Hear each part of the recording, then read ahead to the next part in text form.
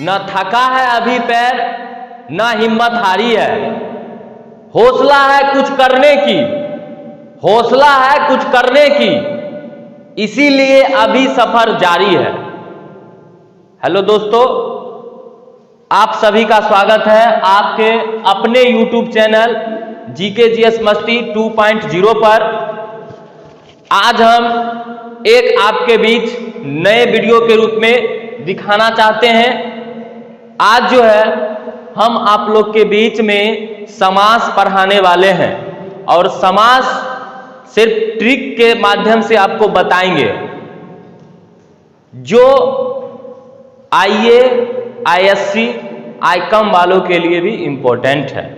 इसको पढ़ने से आपको पूरा समझ में आ जाएगा।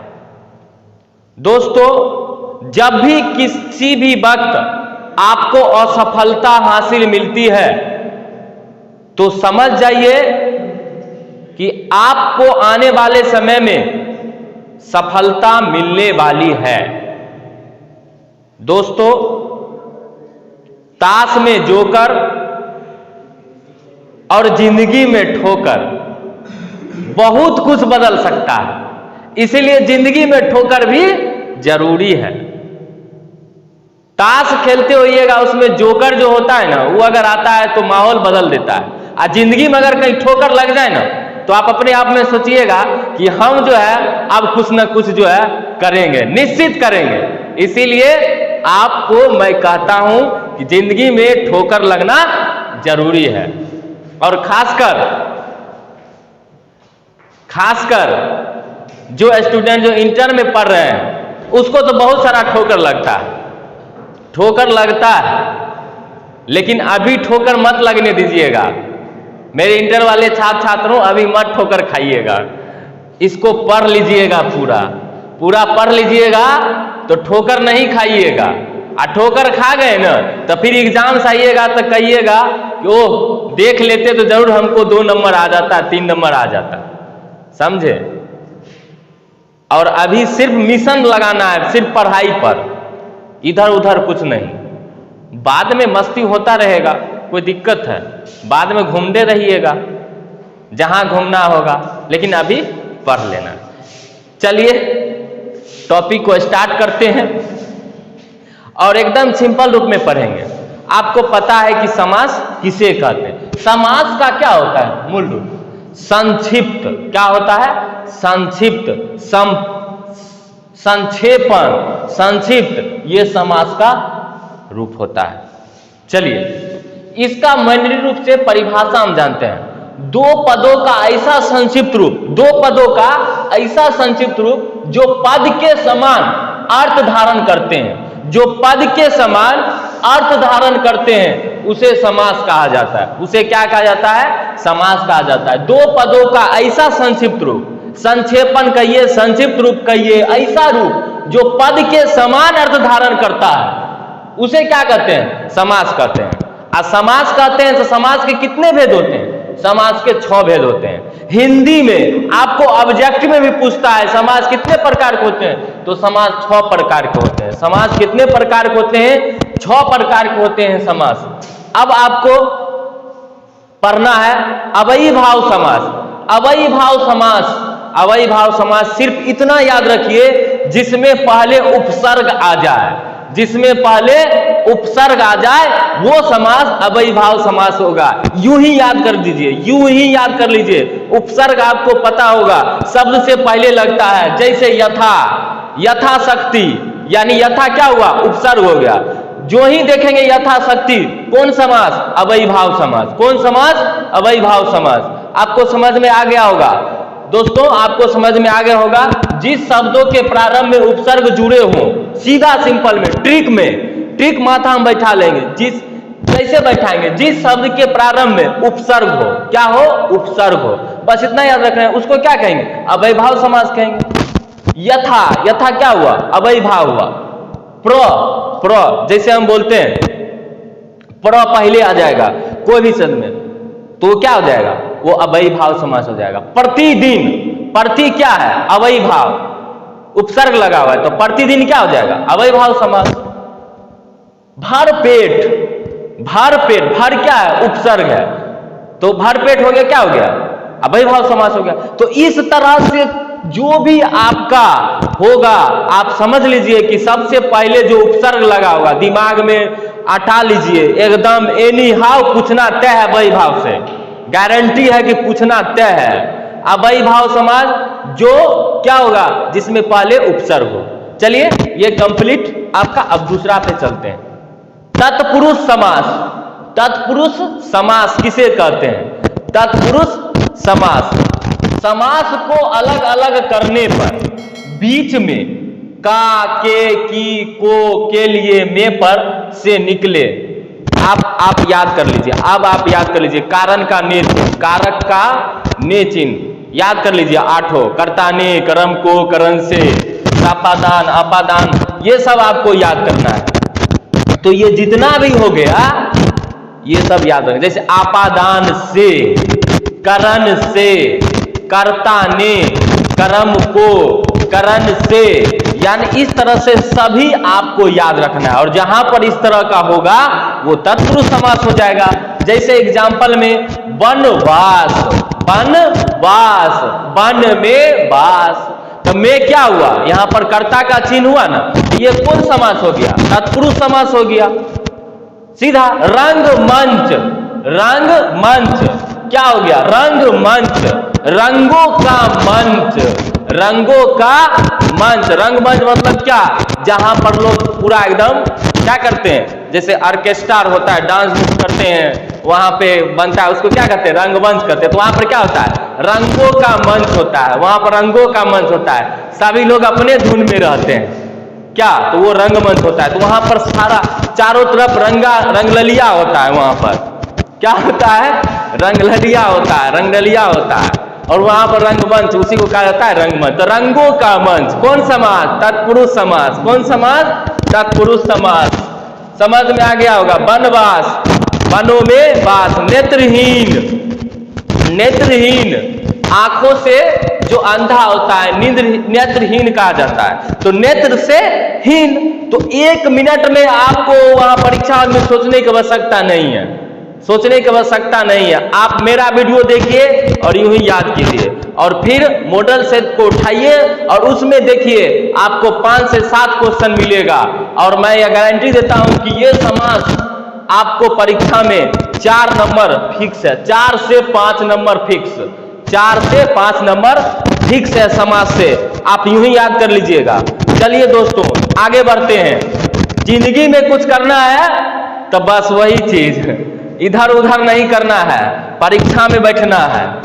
हाँ, इधर उधर कीजिएगा तो ठोकर खाइएगा, तो ठोकर लगेगा। वही बात हम कहे थे कि काश में जो कर, जिंदगी में ठोकर, अगर ये आ गया ना तो जिंदगी बदल भी सकता है। तो ठोकर लगना भी जरूरी है। ठोकर आप लोग को जरूर लगा होगा, लेकिन आप लगाइएगा नहीं, आप सुधरना है। अब क्या करना है? आप लोग को सुधरना है। बहुत सारे स्टूडेंट होते हैं, क्या होते हैं? लड़का लड़की, लड़का लड़की होता है।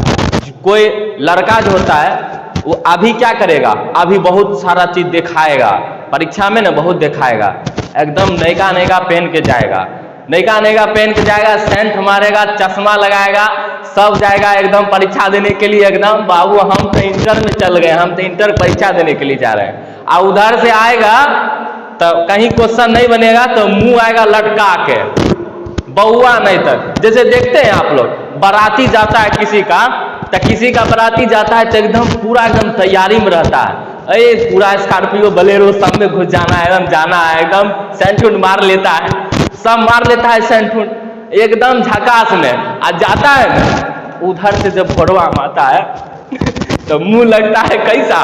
उल्लू जैसा लगता है, ओंघाते रहता है, आते आते ओंघाते रहता है।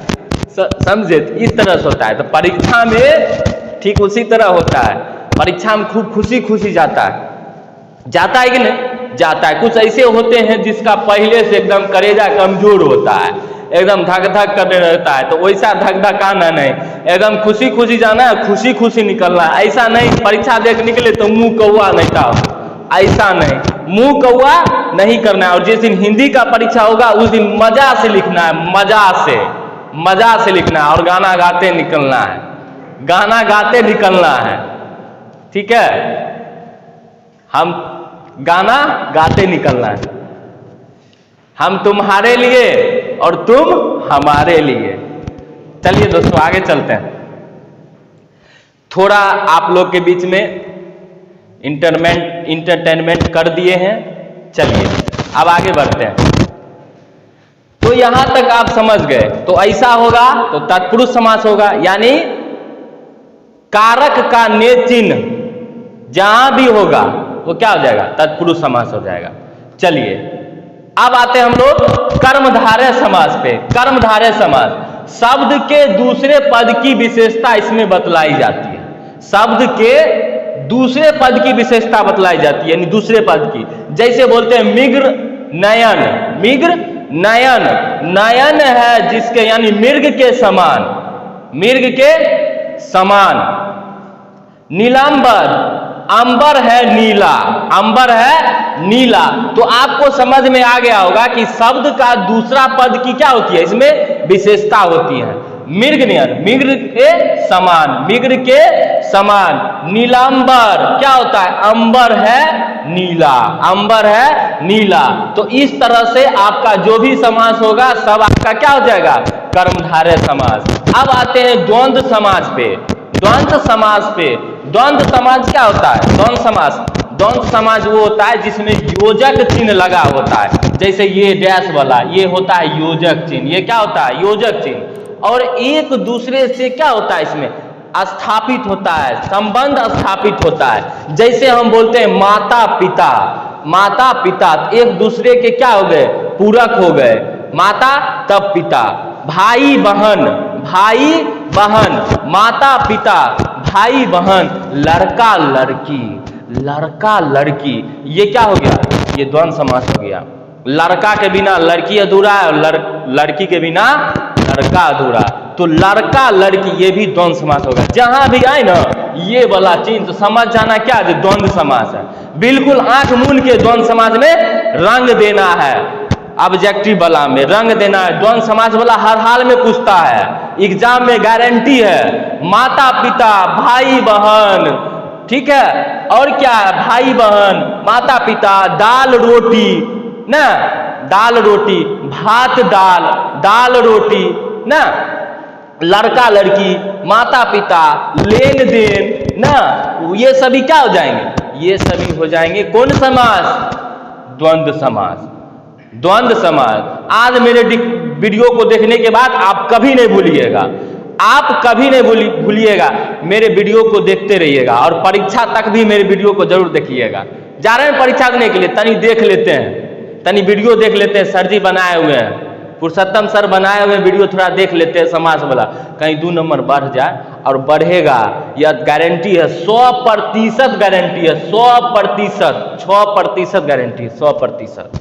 चलिए ये आपका कंप्लीट। लेकिन एक चीज है, धीरे धीरे धीरे धीरे, तो धीरे धीरे क्या होता है, अव्ययी भाव समास है। ये क्या है, ये अव्ययी भाव समास है, समझ रहे हैं ना, ये क्या हो गया, अव्ययी भाव समास है। ये आपका द्वंद्व समास नहीं हुआ। चलिए, क्योंकि ये दोनों जो है ये मेल नहीं खा रहा है, ये दोनों पूरक नहीं है, इसलिए कौन समास हो गया, अव्ययी भाव समास हो गया। तो चलिए दोस्तों आगे बढ़ते हैं। अब चलते हैं हम लोग द्विगु समास पे।